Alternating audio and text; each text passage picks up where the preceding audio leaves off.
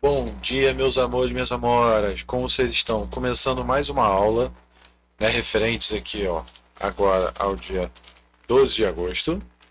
Então, o que que acontece? Na última aula a gente começou a ver o efeito da hidrelétrica, né? Vimos todo o processo da hidrelétrica, como ela é construída, e chegamos a calcular, no caso, como que a gente calcula a potência produzida lá em quilowatts por essa energia hidrelétrica. E começamos a ver na última aula a termoelétrica, né? Vimos como ela funciona, queima, tipo de material.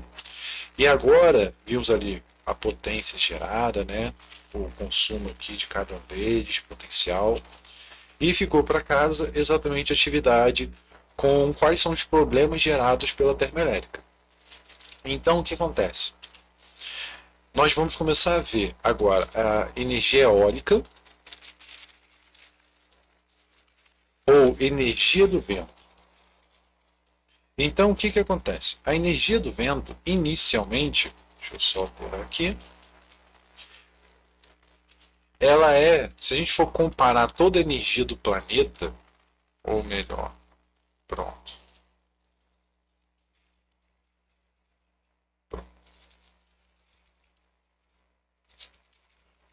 Se a gente for comparar toda a energia do planeta, ela representa 25% de toda a energia que o nosso planeta tem.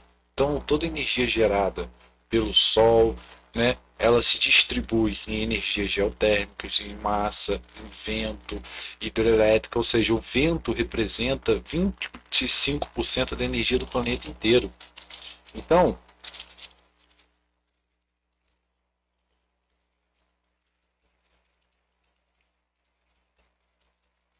ou seja, é uma quantidade de energia bem grande. E é uma quantidade de energia que a gente pode tentar utilizar a nosso favor. Então, por isso que é interessante a gente trabalhar com energia eólica, exatamente a fim de tentar utilizar esse percentual de energia. Mas de onde vem a energia eólica? Então,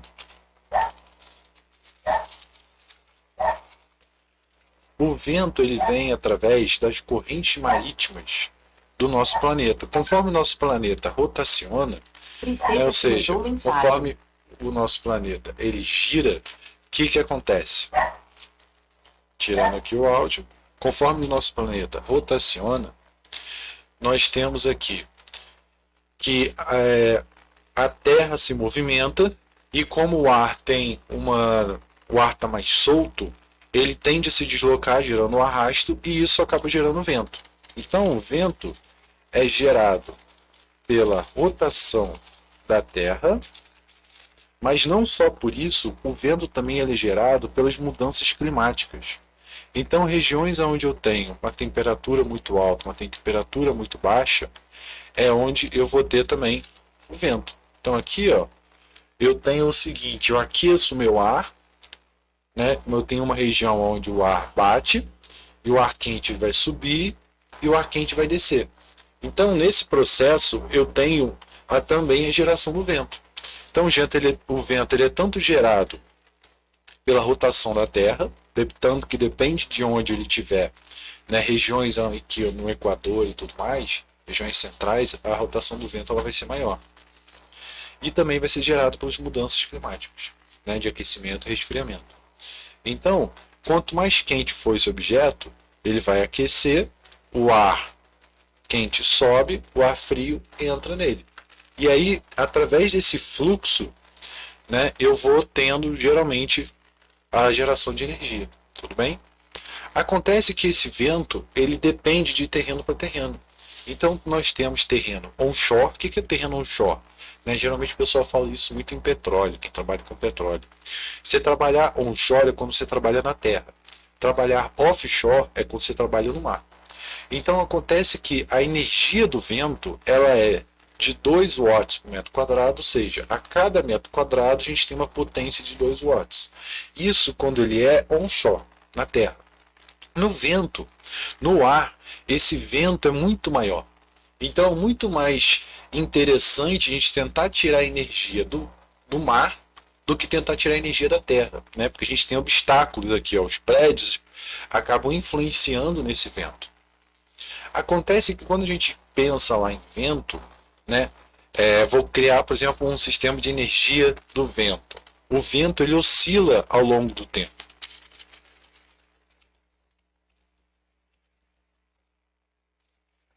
Então acontece que, na verdade, eu tenho uma estimativa de como esse vento se comporta.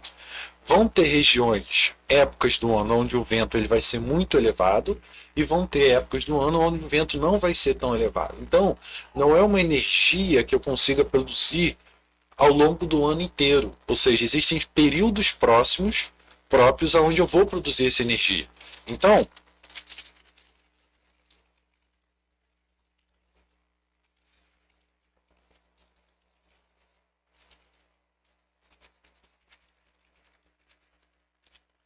Então o que acontece?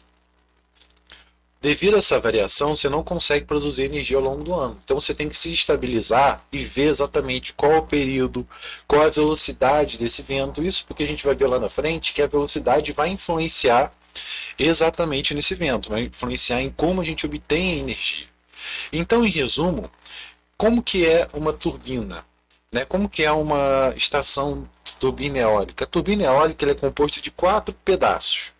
Ela vai ser composta das lâminas, que são essas hélices, vai ser composta do rotor, é onde ali vai ter o motor que vai converter essa energia, da torre e da fundação, que é onde ele vai ficar. Tudo bem? Então, teoricamente, o máximo de rendimento que a gente pode ter é de 0,59. O que isso quer dizer? Teoricamente, eu consigo obter o máximo de 59% de energia do vento. Isso não vai acontecer. Geralmente o rendimento obtido, está ali em torno de 23%, por aí. Deixa eu ver. Então, o rendimento que a gente obtém é 0,39. Por que essa queda? Exatamente porque a gente tem perda devido ao motor, o vento ele aumenta e diminui, né? Então tem que levar isso em consideração. E acontece que dependendo da região que eu tiver, o rendimento ele também vai ser diferente. Então, regiões aqui ó, no mar, o meu rendimento ele vai ser maior do que regiões onde ele tem aqui mais para dentro, onde o vento não bate tanto. Então, o que acontece? Para eu poder escolher o tamanho da minha hélice, eu tenho que levar em consideração a velocidade do vento. Isso porque, conforme eu aumento a velocidade, chega um momento em que a produção de energia se estagna, ou seja, eu não consigo mais produzir energia por mais aumento do vento que eu tenha. Ou seja, existe um limite para a produção de energia com relação à velocidade do vento. Ou seja, por mais que o vento aumente, a energia produzida será a mesma. Tudo bem? Então eu tenho que saber exatamente qual o tamanho da minha hélice para eu poder saber qual nível eu vou estar levando em consideração. Porque se eu coloco uma hélice muito grande,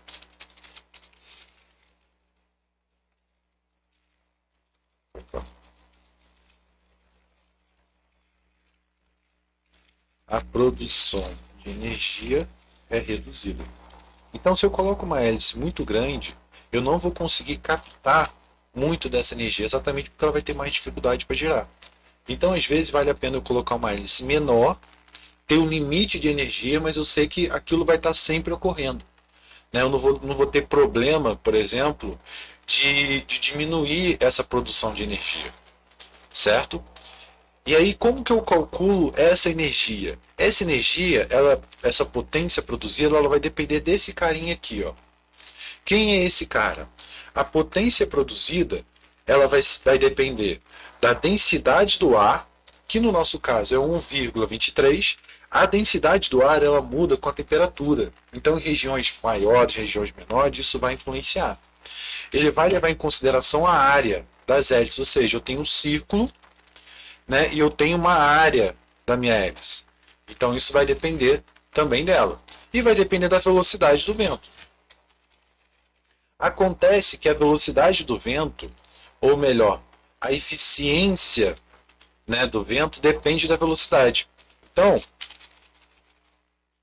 eficiência de produção depende da velocidade do vento.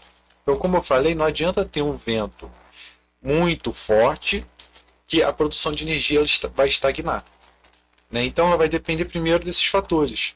E não adianta eu colocar uma hélice muito gigante, porque eu não vou conseguir produzir toda a energia. Então, eu fico meio que amarrado. Então, um exemplo claro que a gente tem aqui, ó, imagina que eu tenho um rotor com diâmetro, ou seja, tem uma hélice que ela tem um diâmetro de 126 metros, eu tenho uma velocidade do vento de 10, uma eficiência de 0,48. O que isso quer dizer? De toda essa energia do vento, eu só aproveito 48%. Tudo bem? E a densidade do ar, que é 1,23.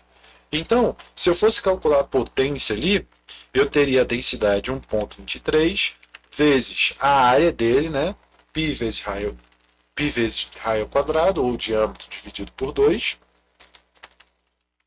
Eu vou ter ali a velocidade ao cubo, né? Isso tudo dividido por 2. Então, dividido por 2, eu tenho exatamente essa produção em watts. Na verdade, esse cara aqui em watts. Então, significa que uma hélice desse cara me produz 3,7 megawatts. Ou seja, multipliquei aqui pela eficiência, porque eu estou aproveitando 48% dela. Então, repara que uma única hélice vai me produzir esse efeito. Só que lembra, isso não ocorre durante o ano todo, né? Só de determinadas estações do ano e tudo mais. Mas por que eu, então, em vez de eu colocar uma, eu posso colocar várias hélices? Concorda comigo? Mas qual é o problema de eu colocar várias hélices? O problema de eu colocar várias hélices é que o vento de uma acaba influenciando na outra. Então, deve existir uma distância entre essas turbinas. E a distância entre essas turbinas é exatamente a distância de 7 a 15 vezes o diâmetro da hélice. Ou seja, como que eu vou saber do tamanho que ele vai ter?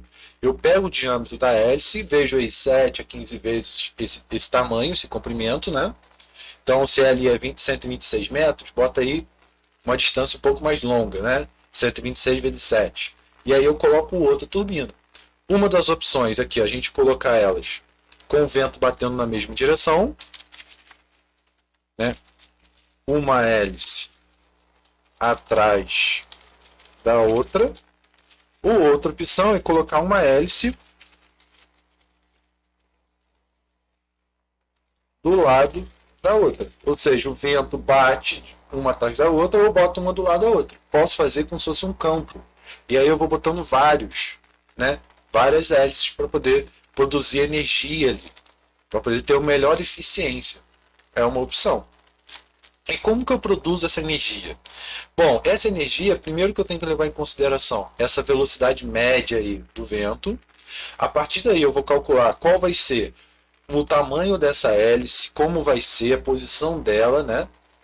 E aí eu tenho que a hélice ela vai girar, ela vai vir para um motor ou para um gearbox. O que é o gearbox? É uma caixa de redução, tudo bem? Isso para quê? Porque ela vai, dependendo, pode estar girando muito rápido ou girando muito devagar. Então eu tenho que transferir esse movimento para poder girar a minha turbina, né? Fazer com que minha turbina gire ou mais rápido ou mais devagar. Isso que é uma caixa de redução, é a caixa de marcha do carro, tudo bem? Então gearbox seria a caixa de redução. Essa caixa de redução, ela vai para um gerador, igual o motorzinho que a gente tem, né? A eletricidade passa, ele faz o motor girar. O mesmo processo. Se eu fizer o motor girar, a eletricidade sai. Só que nesse caso, ele gera corrente em corrente contínua. Né? Ou seja, corrente contínua, a eletricidade passa em um único caminho. Corrente alternada, ela vai e volta. A corrente que a gente utiliza na rede elétrica é uma corrente alternada, que é mais fácil de transferir. Então eu preciso de um converter ou um conversor. Esse conversor, ele vai converter a energia a corrente contínua e corrente alternada. É o que utiliza também para energia elétrica, né? Fotoelétrica, fotovoltaica, certo? E aqui a gente tem um exemplo de um gerador e uma caixa de redução aqui na minha hélice. Acontece também que eu posso ter vários sistemas de estação, ou seja, tipos de montagem de hélices, estações eólicas. Então eu posso ter várias acopladas a uma mesma rede, e aí eu faço a conversão depois, ou cada uma delas pode ter uma própria, ou eu posso converter ela no meio do caminho e levar. Ou seja, isso vai dependendo do tipo de fiação que eu tenho. Então aqui eu tenho alguns exemplos de fiação, tudo bem? E como a gente havia falado, isso aqui a gente viu para a Terra, mas o ideal mesmo é que isso seja produzido no mar. Então a gente tem torres eólicas offshore. E aí como que elas funcionam? Elas funcionam semelhantes à plataforma de petróleo. Ou seja, eu tenho, por exemplo, uma que é onde ela é fixa, estalagem. Eu tenho uma que ela funciona estilo jaqueta, né? Essa plataforma aqui a gente chama de plataforma jaqueta, aonde ela fica literalmente suspensa, igual uma plataforma de petróleo. E aí fica lá no mar. Eu tenho uma que ela fica boiando, tensão lag, outra que é semi-submersível, outra que é spar, ou seja, utiliza a mesma metodologia de uma plataforma de petróleo. Ou você tem um exemplo mais interessante, que é esse cara aqui, ó. O que esse cara funciona? É exatamente um avião, né, acoplado numa corda. É como se fosse uma pipa. Conforme o vento bate, essa pipa, esse avião se movimenta. Ele gira a hélice, vai girando a hélice e vai produzindo energia. É uma das formas também de se produzir energia através do vento. Tudo bem, gente? Dúvidas? Então a gente termina a nossa aula por aqui. Eu vou botar uma questãozinha aqui para a gente poder fazer, bem simples, tudo bem? Só para fazer de conta, só para vocês treinarem, tá? Só para ter uma pequena noção. Certo, gente? Então, falou, até mais.